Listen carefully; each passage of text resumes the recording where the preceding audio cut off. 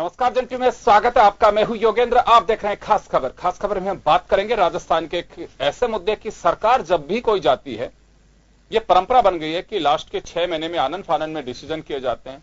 उन डिसीजंस को लेकर के समीक्षा की जाती है। बाकायदा कैबिनेट नोट जारी होता है कि लास्ट के 6 महीने की हम समीक्षा करिए आप। लेकिन फास्ट मूवमेंट नहीं है उसमें। यह देखा जाता है कि किस मुद्दे को किस तरह से जोड़ा जा सकता है, कैसे लिया जा सकता है। बहुत सारी चीजें ऐसी हैं कि जो जनता से जुड़ी है, लेकिन वो अभी डिस्पोजल नहीं हो पा रही। मसलन पानी की, बीसलपुर पानी की योजनाएं, करोड़ों रुपए की योजनाएं कई कॉलोनी की भी अटकी पड़ी हैं।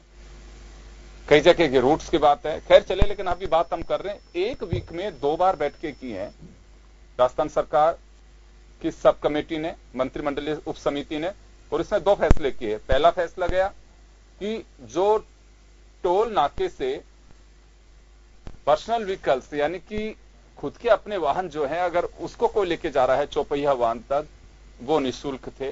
ये 30 अक्टूबर 2018 को वसुंधरा राजे ने अनाउंस किया।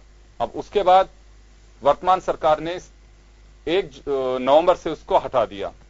अब बात आती है कि माइनिंग में निजी खातेदार जो थे उनको रिबेट दी गई थी कि आप अपनी खातेदारी जमीन के अंदर, उसकी माइनिंग का उससे राइट दिया गया था पर्टिकुलर एक लिमिटेशन में। लेकिन वर्तमान सरकार ने उसे भी चेंज कर दिया है। खेल क्या है ये? एक सरकार कोई नियम बनाती है, दूसरी बदलती है।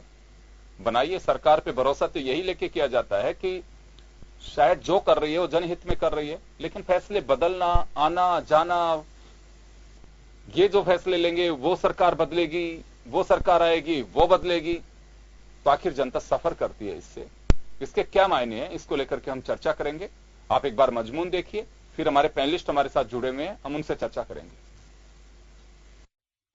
पिछली भाजपा सरकार ने 25 जून 2018 को निर्णय लिया था कि जिन खातेदारों की जमीन से खनिज निकलेगा, उसकी नीलामी से संबंधित खातेदार को प्राथमिकता दी जाएगी। यूडीएच मंत्री शांति धारीवाल की अध्यक्षता वाली कैबिनेट सब कमेटी पिछली भाजपा सरकार द्वारा अंतिम 6 माह के लिए निर्णयों की समीक्षा कर रही है। इस कमेटी ने बुधवार को ये फैसला लिया। 30 अक्टूबर को भाजपा सरकार का स्टेट हाईवे पर टोल नहीं वसूलने का फैसला पलटा था। इस मामले में धारीवाल ने कहा कि शिकायतें मिल रही थी कि खातेदार नीलामी में जमीन लेकर इसे सबलेट कर रहे हैं। सरकार को राजस्व का नुकसान हो रहा है, खातेदारों को भी लाभ नहीं मिल पा रहा था। खान वालों में जरूर, जो माइनिंग वाले में खातेदार को जो ये अधिकार दे रहे हैं कि खातेदार के जमीन के नीचे अगर मान लीजिए कोई मिनरल है तो खातेदार को प्रायोरिटी के तौर पर दिया जाए, उस पर हमने एतराज उठाया। उस पर हमने कहा कि भाई कि इससे जो रेवेन्यू का लॉस होगा उसको दोबारा से एग्जामिन किए जाने के लिए बोला है। कमेटी ने भाजपा सरकार के 25 जून 2018 के लिए निर्णय पर रोक लगाते हुए आवंटन नीति पर पुनर्विचार को कहा है। माइनर मिनरल्स की सभी माइंस पर ये आदेश लागू होंगे। वहीं पूर्ववर्ती वसुंधरा सरकार ने जब ये फैसला लिया था, तब कहा था कि जहां भी खातेदारी की जमीन में माइंस थी, वहां खातेदार एनओसी नहीं दे रहे थे। इससे नीलामी प्रक्रिया सफल नहीं हो पा रही। ऐसे में खातेदारों को प्राथमिकता दी गई थी। बता दें कि इससे पहले 1 नवंबर को राज्य सरकार ने प्रदेश में राज्य राजमार्गों पर निजी वाहनों पर टोल वसूली का फैसला लागू किया था। ये कहा है इन्होंने कि 300 करोड़ रुपए की आय होगी, लेकिन मुझे लगता है कि जनता की डिमांड के आगे 300 करोड़ मायने नहीं रखते। और मैं तो अभी भी सरकार से आग्रह करूंगा कि इस पर पुनर्विचार करे और राजस्थान की जनता को रिलीफ दे। अब खान आवंटन का ये दूसरा फैसला गहलोत सरकार के लिए आगामी चुनावों में मुश्किल भरा हो सकता है। सरकार दोनों ही फैसलों की वजह राजस्व प्राप्ति बता रही है, लेकिन निकाय चुनाव से पहले राजस्व संकट को सुधारना कहीं गहलोत सरकार के लिए राजनीतिक संकट न पैदा कर दे। तो मजमून देखा आपने। चुनाव का वक्त है, लेकिन कांग्रेस का साफ दावा है, सरकार का दावा है कि जनहित के फैसले में हम वोट को मायने नहीं रखते हैं, ना वोट की राजनीति करते हैं। प्रदेश के विकास के लिए अगर कोई कठिन कदम उठाने पड़ते हैं तो वह समय का इंतजार नहीं करते हैं। चलिए इसी मुद्दे को लेकर के हम आगे बढ़ेंगे। हमारे साथ भाजपा से इस वक्त शील दबाई जी हैं, सीपीएम नेता भंवर सिंह शेखावत जी हमारे साथ में हैं। आपका स्वागत है। मैं भंवर जी आपके पास में आना चाहूंगा। आपका ना बीजेपी से ताल्लुक है, ना कांग्रेस से ताल्लुक है, लेकिन 6 महीने की जो समीक्षा की जा रही है कि लास्ट के 6 महीने में हुआ क्या, क्यों किया ऐसा, उसकी समीक्षा की जाती है। राइट है, सरकार कर सकती है, डेमोक्रेटिक सिस्टम है हमारे यहाँ, लेकिन कुछ चीजें तो अटक जाती हैं इसमें। जब तक वो समीक्षा कंप्लीट नहीं होगी तब तक आपका कोई प्रोजेक्ट है वो रिलीज नहीं हो सकता। और अभी दो बड़े फैसले सरकार ने किए हैं टोल नाकों से। एक तो जो विड्रॉ किया है ऑर्डर कि अभी आपका पर्सनल व्हीकल है वो फ्री नहीं जाएगा स्टेट हाईवे पे, और दूसरा लीज वाला जो मामला है, खातेदारक जो है वो अब फ्री नहीं रहेगा, उसमें अपने ओपन नहीं रहेगा, वो भी नीलामी के अंदर ही वो पार्टिसिपेंट उसको करना पड़ेगा। आप कैसे देखते हैं इसे? देखिए, नंबर एक जो आप बात कह रहे हैं कि टोल, तो टोल को लास्ट में जैसे इन्होंने किया था, तो टोल आज वैसे बहुत ज्यादा है, इसमें कोई दो राय नहीं है। केंद्र सरकार भी जो ले रही है वो भी बहुत ज्यादा ले रही है, और राज्य सरकार ने जो स्टेट हाईवे पे अब लगाया है वो भी करीबन 1 रुपए किलोमीटर के आसपास पड़ रहा है, वैसा ही कि जो है नेशनल हाईवे पे पड़ रहा है। तो ये टोल की जो है वो बहुत गलत व्यवस्था है, इसमें कोई दो राय नहीं है। ये था पहले कि हम समीक्षा कर देंगे, अगर उस सड़क का अगर पैसा वसूल हो गया है तो उसके बाद में उसकी दरों को घटा देंगे। जैसे जयपुर अजमेर का उदाहरण ले लें, अपन जयपुर से किशनगढ़ तक है तो ये करीबन 90 से 100 रुपए भी आज की तारीख में चार्ज ले रहे हैं 100 किलोमीटर का। उसमें ये था कि ये जैसे ही सड़क की कीमत निकल जाएगी तो इसको बंद किया जाएगा या कम कर दिया जाएगा, लेकिन कम तो आज तक हुआ नहीं है और ये बढ़ता ही जा रहा है हर बार। ये पहले 60 था, फिर 65 हुआ और आज 100 रुपए करीब पर पहुंच गया। तो जनता को लूटने का धंधा बन गया टोल। क्यों? टोल माफिया भी बहुत बड़ा माफिया देश के अंदर, जो पूरी जगह इसका भी एक सेटअप है, मैं आपको बता दूं, इसकी भी बंदी जाती है हर डिपार्टमेंट को और वो पैसा बढ़ता है। इसीलिए यहाँ पैसे बढ़ाने से कोई इनको रोकता नहीं है। और इस राजस्थान सरकार के खिलाफ काफी प्रदर्शन किए किसानों ने, में अभी भी हमारे विधायक लगे हुए प्रदर्शन करने में, और कुछ इलाकों में उन्होंने मुक्त कराया अपने क्षेत्र के लोगों को, इसमें कोई दो राय नहीं है। भादरा वगैरह में वहां से मुक्त करने की बात उन्होंने टोल वालों से कही है कि लोकल लोग टोल नहीं देंगे। तो ये जो राज्य सरकार ने अभी निर्णय लिया, ये जनविरोधी निर्णय है, इसमें कोई दो राय नहीं है। क्योंकि जो पर्सनल व्हीकल है बहुत बड़ा टैक्स भी देता है, ग्रीन टैक्स दे रहा है, फिर पेट्रोल पे 2 रुपए किलोमीटर का सेस दे रहा है। ये अटल बिहारी वाजपेयी के जमाने से रोड बनाने का, आज से नहीं चल रहा है। कितना पैसा उस रोड बनाने के लिए पड़ा हुआ है वो केंद्र सरकार कहीं इधर उधर इस्तेमाल करती है और भारी भरकम टैक्स भी जनता से वसूल कर रही है। यह भी मैं आपके ध्यान में लाना चाहूंगा। डीजल और पेट्रोल दोनों पर अटल बिहारी वाजपेयी ने जो है शाइनिंग इंडिया के वक्त उसमें जो है पैसा लगाया था सेस के रूप में, वो आज तक चलता आ रहा है। और कितना रुपया उनके पास पड़ा है उसका कोई हिसाब भी नहीं बताएंगे आपको, कोई आप पूछोगे तो उसका कोई हिसाब नहीं कहेंगे। और वो आज तो मालूम है भारत में कितना पेट्रोल रोज बिकता है, लाखों और लीटर। वापस लौट रहा हूं आपके पास में, एक बार मैं शील दवाई जी के पास जाना चाहूंगा। शील जी, भंवर सिंह जी ने दो बातें कही हैं कि स्टेट गवर्नमेंट की ओर से जो अभी आदेश जारी किया 300 करोड़ रुपए के राजस्व प्राप्ति के लिए, और उसके बाद अब ये लैंड वाला जो मामला है इसमें साफ कहना है कि केंद्र और राज्य दोनों सरकारों को विचार करना चाहिए एटलीस्ट टोल नाकों के मामले में। दोनों ओर से ही अभी जो व्यवस्था होनी चाहिए कायदे से वो हो नहीं पा रही है कि कब कौन सा टोल फ्री होगा। एक बार लग गए तंबू, उसके बाद में हटते ही नहीं है। देखिए, सरकार का जो निर्णय है मैं समझता हूँ जनहित में नहीं है। ये तो दोनों को ही कह रहे हैं, आपके केंद्र सरकार भी जनहित में नहीं कर रही और स्टेट भी नहीं कर रही। मैं उस पर भी आ रही हूँ। तो बात अभी जो रिसेंट है राजस्थान की है कि राजस्थान सरकार ने जो निर्णय लिया है बहुत बिना सोचे समझे, मैं तो समझ में नहीं आ रहा क्या सोच के लिया है। और ये दावा ये कर रहे हैं कि हम निर्णय लेते हैं, हमें वोटों की राजनीति नहीं चाहिए। लेकिन ये तो अब तक 1 साल जिस तरह से इनका कार्यकाल रहा है उसमें कई ऐसे फैसले इन्होंने ले लिए जो बिल्कुल वोटों के लिए ही थे। रिसेंट आपने नगर निगम का जो निकायों के चुनाव संबंध में जिस तरह से लगातार बार बार फैसले बदले, वो सब यही दर्शा रहा था कि ये सिर्फ वोटों की खातिर इस तरह के निर्णय ले रहे हैं।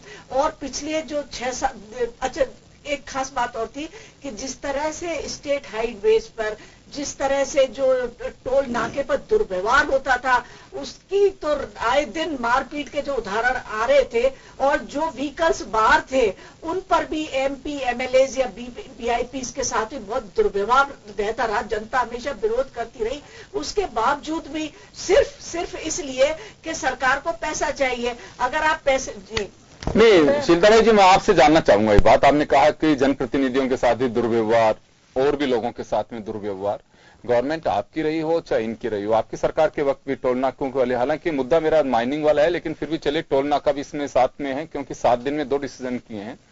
यूनुस खान साहब राज्य के कैबिनेट मंत्री और स्टेट में PWD के अधीन आते हैं हाईवेज, NHAI के कोलैबोरेशन में राजस्थान स्टेट की जो अथॉरिटी है वो पीडब्ल्यूडी है। और आपको ध्यान है कि नाके वालों ने उन्हीं को रोक दिया कि गणेश मंत्री आते हैं यहाँ, तो वहां से एसएचओ को बुलाया, क्षेत्रीय विधायक रामलाल आए, जब बताया कि मंत्री, उसके बाद में चाहे एक्शन कुछ भी लिया, उसके बाद भी कुछ हुई कार्रवाई कि टोल नाके वालों के रवैये में कुछ अंतर आ रहा हो। ये तो माफियाज हैं, भंवर सिंह जी जो कह रहे हैं कि बिल्कुल इसमें कहीं कोई डाउट नहीं है, लेकिन सरकार चाहे आपकी रही हो चाहे वर्तमान सरकार हो, उनके संरक्षण में किसी के अंदर कहीं कोई कमी नहीं आती है। वो अपने डठोरे से रहते हैं, वो अपने तरीके से चलते हैं, कोई परवाह नहीं करते हैं। ऐसा क्या हो रहा है? देखिए, इसके लिए एक स्पष्ट नीति बननी चाहिए और अगर कहीं इस तरह से दुर्व्यवहार करते हैं तो उन पर निश्चित कार्रवाई भी होनी चाहिए। मैं इनकी इस बात से भी सहमत हूँ कि कई बार जो अमाउंट है वो पूरा आ चुका होता है, उसके बाद भी अनऑथराइज चलते रहते हैं, कोई उनको चेक करने वाला उनकी नहीं समीक्षा कौन करे? कौन करे? तो केंद्र में सरकार बैठी हुई करे। राजेश, हमारी सरकार ने इसीलिए इनको बंद किया था। कई ऐसे आ रहे थे। नहीं, उनको बंद नहीं किया, टोल वो तो पब्लिक केवल पर्सनल अगर कोई व्हीकल है, प्राइवेट जो व्हीकल है, सिर्फ उनको, निजी वाहन अगर किसी का है तो उसको, उसमें बाकी ये नहीं है कि चलिए कॉमर्शियल व्हीकल या वो जो लग रहा है डंडा उसको हटवाई दिया कि हटिए बस साइड के अंदर हो गया काम आपका। ये कोई ये टोल नाके खत्म ही नहीं हो रहे हैं साहब। अब तो गजब हो रहा है कि एक जगह से होकर के जब लगता है कि कोई अप्रोच रोड और आ रही है कि उसकी पब्लिक भी कवर हो जाएगी तो उसको उठा करके दूसरी जगह टिका देते हैं। नहीं, बिल्कुल आप सही कह रहे हैं। अभी दिल्ली से ये मनोहरपुर पे 135 रुपीज है। आप देखिए, कोई दिल्ली जा रहा है, 5-7 कितने पड़ते हैं? एक प्रॉब्लम तो है ही निश्चित तौर पर। मैं तो अपनी सरकार से भी यही मांग करती हूँ कि इन पर पुनः विचार किया जाना चाहिए। अच्छा, वैसे हटाया भी सरकार ने दिल्ली में, गुड़गांव के पास में 2-4 वो बहुत ज्यादा ट्रैफिक जाम हो गया ना, तो सुप्रीम कोर्ट ने कहा कि ये बहुत ज्यादा जाम लगता था, तो उसमें हटाना पड़ा उनको। नहीं, क्योंकि वो सुप्रीम कोर्ट ने कहा कि भाई ये चलेंगे नहीं टोल यहाँ पे। नहीं, आप जब बहुत ज्यादा पाबंद हो गया, जब नया व्हीकल लेते हैं, जब बहुत टैक्स देते हैं, उसमें बहुत टैक्स देते हैं, बहुत और उसको लिमिट टाइप में। और मैं समझती हूँ बिल्कुल हार्ड पॉलिसी बननी चाहिए कि इतने टाइम के लिए आपका है, अगर पूरा हो जाता तो उसकी बंद कर देना चाहिए और उसकी समीक्षा लगातार होती रहनी चाहिए।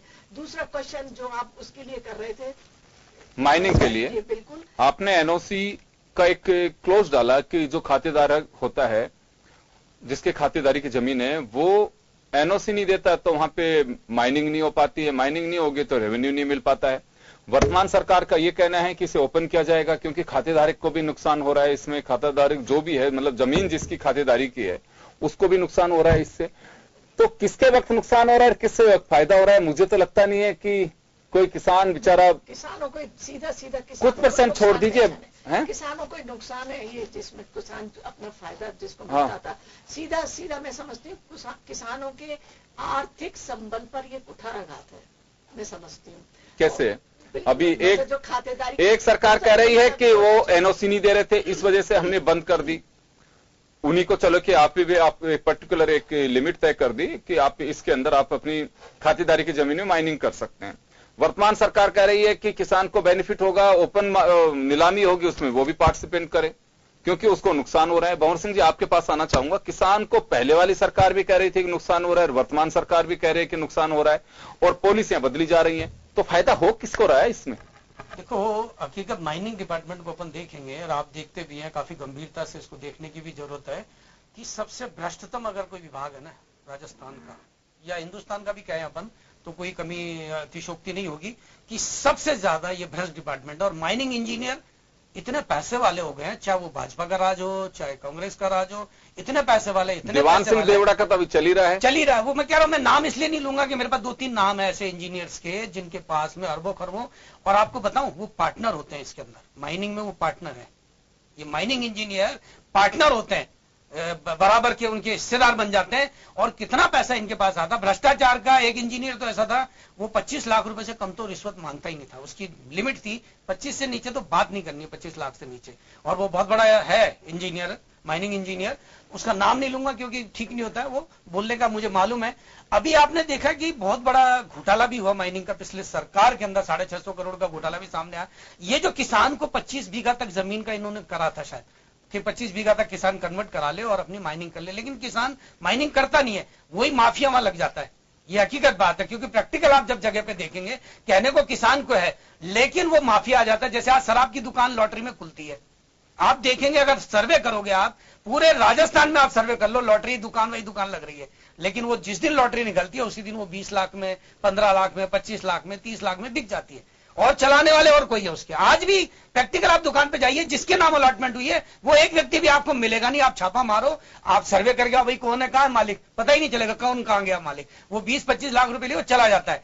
ये जो स्थिति है यही माइनिंग में है कि अलॉटमेंट किसी को होती है। एक जमाना था कि उसमें शिवचंद्र माथुर साहब से पहले जो है इन्होंने अलॉटमेंट किया था, तो उसमें 50x50 के टुकड़े किसानों को देने की बात की थी कि 50x50 फीट के टुकड़े जो मजदूर काम करता है उसको भी दे दो।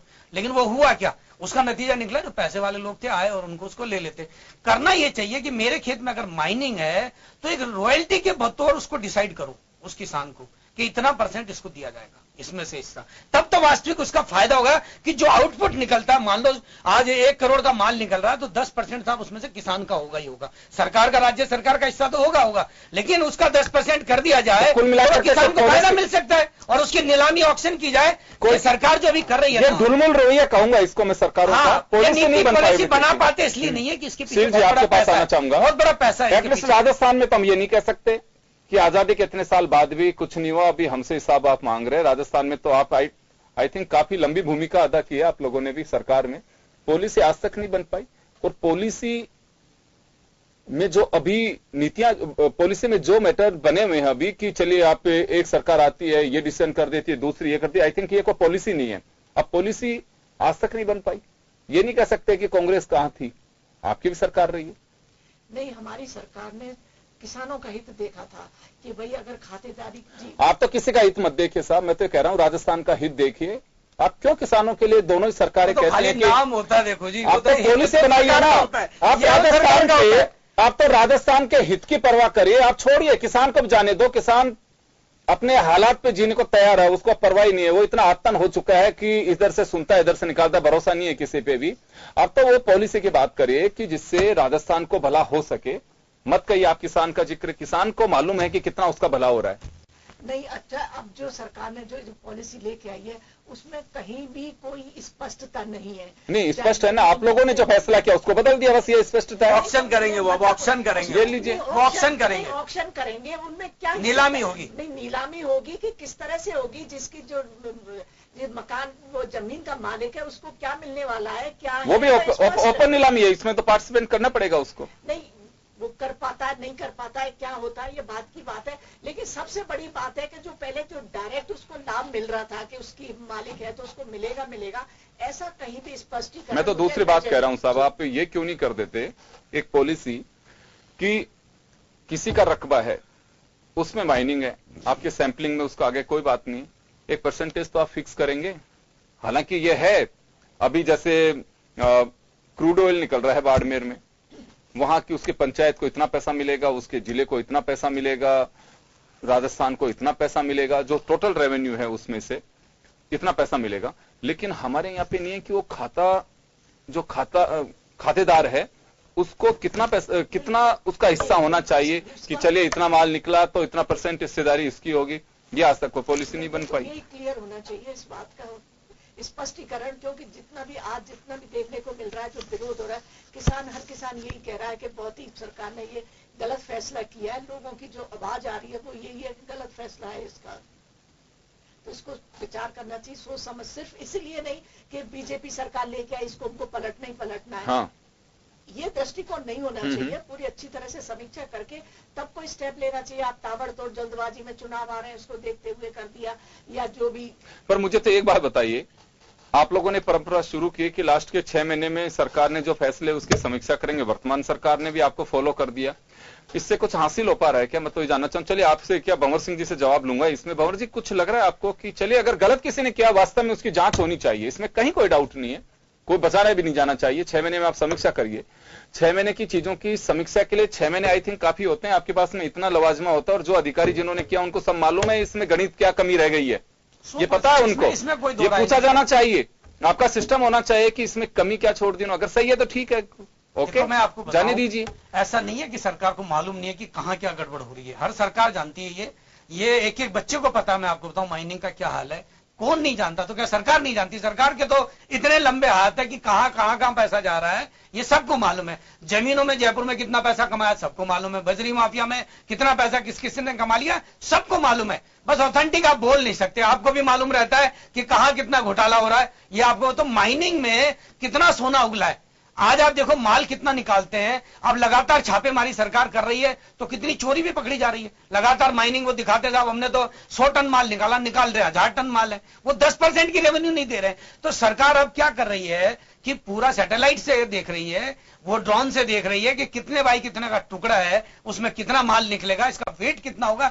बहुत ज्यादा अब लेटेस्ट चीजें आ चुकी है और दुनिया बहुत आगे बढ़ चुकी है। ये आपको पता लग सकता है इस पहाड़ में कितना पत्थर है, उसका वजन कितना होगा, इसकी जमीन में कितनी गहराई तक पत्थर है, उसका भी वजन आप मालूम कर सकते हैं। तो सरकार ईमानदारी से काम करे, बिल्कुल ट्रांसपेरेंट तरीके से काम करे तो राज्य के अंदर रेवेन्यू की कमी नहीं रहे। जो रोना रहता है ना कि पैसा नहीं है भी खत्म हो जाएगा। लेकिन पैसा जो है 2 नंबर के रास्ते से 10% हिस्सा सरकार के खाते में नहीं आ रहा है, 90% चोरी हो रहा है माइनिंग के अंदर। यह स्थिति बनी हुई है माइनिंग डिपार्टमेंट की। इसलिए अगर सरकार ईमानदारी से काम करे तो इसमें कोई दो राय नहीं, रेवेन्यू बढ़ जाएगी। ये ऑक्शन करेंगे इससे 100% रेवेन्यू तो बढ़ेगी, इसमें मैं नकारता नहीं हूं। यह जरूर है जो सील दवाई जी कह रही है कि साहब किसान को नहीं मिलेगी। हाँ नहीं मिलेगी, वो पैसे वाले लोग लेंगे और भारी रकम में लेंगे, इसमें कोई दो राय नहीं। पैसे वाला खरीदेगा, बड़ी रकम आम आदमी किसान के पास नहीं होगी, वो पैसे वाले के पास होगी, वो लगाएगा और वो माइनिंग का मालिक बनेगा और उसका मुनाफा कमाएगा वो, इसमें कोई दो राय नहीं है। जो आम आदमी तक डिस्ट्रीब्यूशन होता है वो डिस्ट्रीब्यूशन तो रुकेगा इससे, लेकिन सरकार का खजाना भर जाएगा। और सरकार का उद्देश्य भी यही है कि हमारा खजाना भरे तो हम बाकी जो काम है वो कर सके। चले, मैं माफी चाहूंगा, समय कम है हमारे पास में, मैं यहाँ रोकना चाहूंगा। और कुल मिला के यही है कि ये समीक्षाएं ऐसे चलती रहेंगी, एक नई परंपरा हो गई है। और मैं कहूंगा कि बिल्कुल इसमें कोई डाउट नहीं, अगर किसी सरकार को संदेह है इस बात को लेके कि पूर्ववर्ती यानी कि मेरे से पहले वाली सरकार ने लास्ट के 6 महीने में आनंद फानंद में इस तरह के डिसीजंस कर दिए। डिसीजन भी होते हैं, कोई खास बात नहीं, कोई नई बात नहीं है, लेकिन पर्टिकुलर अगर किसी को लाभ देने के लिए अगर कोई डिसीजन जाते जाते कर गए, आप उसकी जांच करिए, लेकिन एक लिमिट में। क्योंकि कई कॉलोनीज के काम अटके हुए हैं, पूछते हैं कहां है कि फाइल साहब समीक्षा के अंदर है, तो इसका भी कुछ समय होना चाहिए, कितने दिन में आप इसका डिस्पोजल करिए। रेवड़ियां बढ़ती हैं लास्ट में तो हाँ बिल्कुल, रेवड़ियों का अब चीनी किसमें ज्यादा डाल के किसको खिला दी, बस वही जांच का विषय है। लेकिन कई बार जाते जाते सबको राजी कर जाते। लेकिन जांच ये भी होनी चाहिए कि कहीं उसके डायबिटीज तो नहीं है उस रेवड़ी की वजह से, ये भी बहुत जरूरी है। तो खैर चलिए, सरकारों का अपना कायदा है, वो जांच करें, कुछ भी करें एटलीस्ट, लेकिन जनता का हित का ध्यान रखें। अभी कहा जा रहा है कि दोनों सर, ये बड़ी रोचक बात है इसमें, पूर्ववर्ती सरकार ने कहा कि किसान हित में हमने फैसला किया है, वर्तमान सरकार को भी किसान हित दिख रहा है। ये समझ से परे है कि किसान का हित कौन कर रहा है, कंफ्यूज है किसान कि मेरा हित कर कौन रहा है, वो समझ नहीं पा रहा है। खैर, लेकिन अगर वास्तव में किसान का भला करेंगे तो मुझे लगता है कि नियत और नीति दोनों कारगर होंगी। बहुत बहुत शुक्रिया आप सभी का। खास खबर में आज जितना ही, दीजिए इजाजत, नमस्कार। खबरें जो जुड़ी हैं शिक्षा, रोजगार और मनोरंजन से। जन टीवी की लेटेस्ट अपडेट पाने के लिए हमारे चैनल को जरूर सब्सक्राइब करें और नोटिफिकेशन पाने के लिए बेल आइकॉन दबाएं।